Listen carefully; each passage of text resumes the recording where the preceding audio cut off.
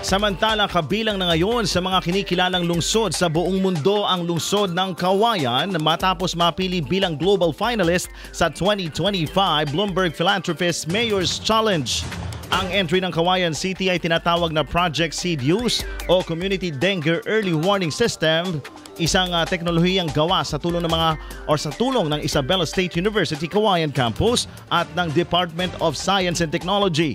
Ito ay gumagamit ng Internet of Things based on ovicidal, larvicidal o OL traps upang subaybayan ang presensya ng Aedes aegypti eggs. Ang pangunahing tagapagdala ng dengue at magbigay ng maagang babala upang mapigilan ang mga outbreak. Ayon kay Cauayan City Mayor Cesar D. Jr., ang tunay na lakas ng isang lungsod ay hindi nasusukat sa laki o yaman, kundi sa dedikasyon, talino at pagkakaisa ng mga mamamayan upang makabuo ng mga solusyong may positibong epekto sa pamumuhay ng lahat. Pinili ang mga finalist base sa originality ng kanilang mga ideya, potensyal na epekto sa komunidad at konkretong plano para sa implementasyon.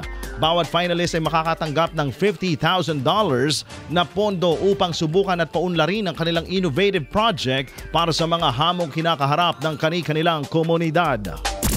IFM News.